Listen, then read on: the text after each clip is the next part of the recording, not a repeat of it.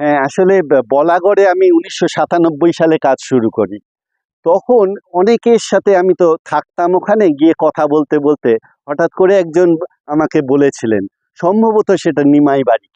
নিমাই বারিক বলেছিলেন, আমার মনে হচ্ছে সুদেব বারিকও হতে পারেন। তিনি বলেছিলেন যে একটা প্রবাদ আছে, বলাগড়ের ডিঙি আর ঝুমঝুমির ছোট। তা আমি জিজ্ঞেস করেছিলাম ঝুমঝুমিটা কোথায়? বলেছিল ওই মেদিনীপুরের কোথাও হবে।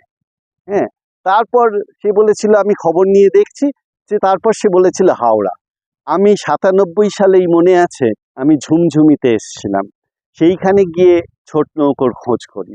সেইখানে আমায় বলেছিল ওইখানে কোনো মিস্ত্রি নেই, যদি মিস্ত্রি কেউ থেকে থাকে তারা আছে ডিহিমণ্ডল ঘাটে। আমি রূপনারায়ণের পাড় ধরে হেঁটে হেঁটে এসে যতীন মিস্ত্রির কাছে পৌঁছেছিলাম। সুতরাং একটা প্রবাদ শুধু নয়, মানে এটা ভীষণ ইম্পর্টেন্ট যে দুটো নৌকো